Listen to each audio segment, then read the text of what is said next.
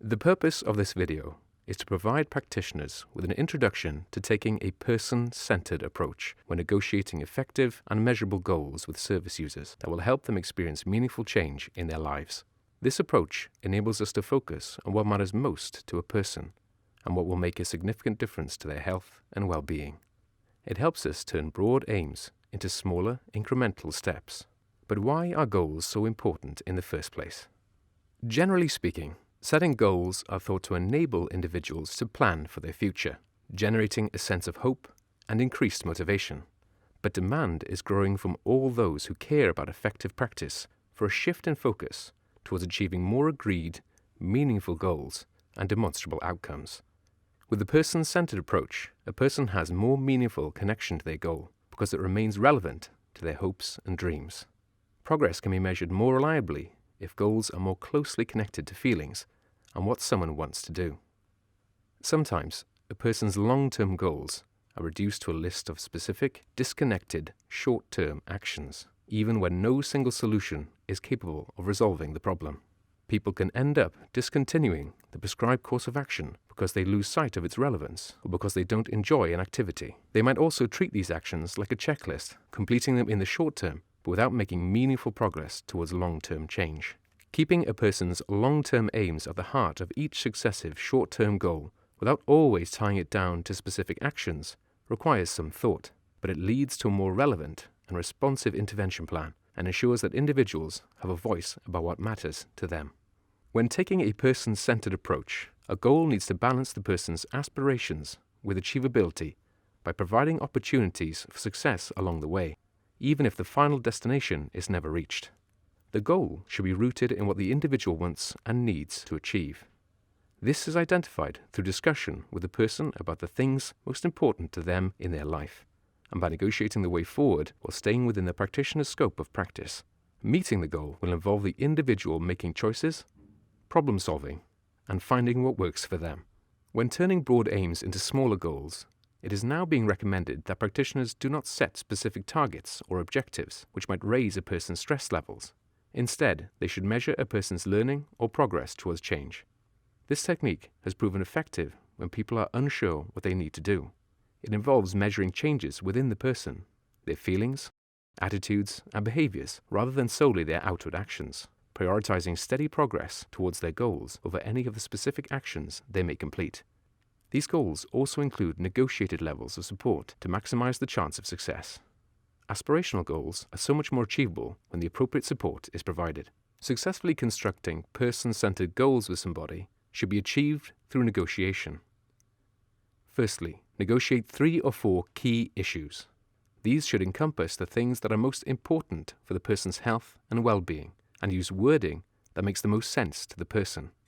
Then negotiate the individual who will be responsible for meeting the goal.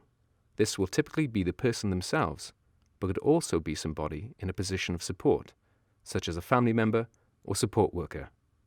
After that, negotiate the level of change expected. For instance, will the person experience certain situations, or explore certain options, or identify the pros and cons of a course of action, or negotiate their plans with someone else, or plan what to do in greater detail, or practice a range of activities, or reflect on what has happened, or maintain their involvement. The right word to describe the action that will be taken, e.g., experience, plan, practice, or sustain, is critical to describing and measuring whether the person achieves their goal. The key word that the person has used to describe their goal will often stay the same from goal to successive goal, but the words that describe the action that will be taken changes over time and makes a person's progress clear.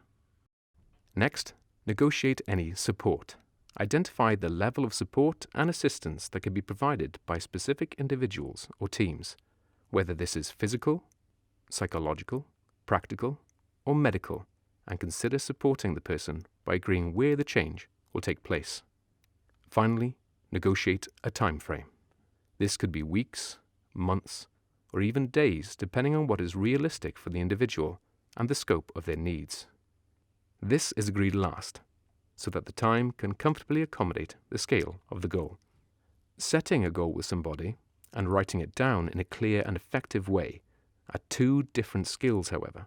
Writing a goal can be challenging, as until recently there has been no standard approach, but it is crucial for clearly communicating the negotiated terms of a goal to all parties involved, as well as for tracking the person's progress over time. To illustrate how these goals can be written, here is an acronym that has been successfully adopted by occupational therapists. TICKS. Each letter of the TICS acronym represents a core component of a person-centered goal, and metaphorically speaking, practitioners can tick each component off the list. Time frame. The specific time by which the goal will be achieved. This should be agreed at the end of the process. Individual. The pronoun or the names specifying who is to achieve the goal. Change expected. A verb specifying the expected level of engagement. Key issue. The broader, aspirational aim discussed at the outset. Supports. The level of assistance and a specific setting if this can be graded. Understanding what distinguishes a person-centered approach from a typical performance-based approach is the first step in developing the important skill of negotiating person-centered goals. Keeping all goals relevant and connected to the person's hopes and dreams forms the foundation of a person-based approach, whereas a performance-based approach can create an illusion of progress, or even worse, the illusion of failure. Real progress is found within a person and can be measured through a collaborative process that involves reviewing, reinforcing, and evaluating what has been learned.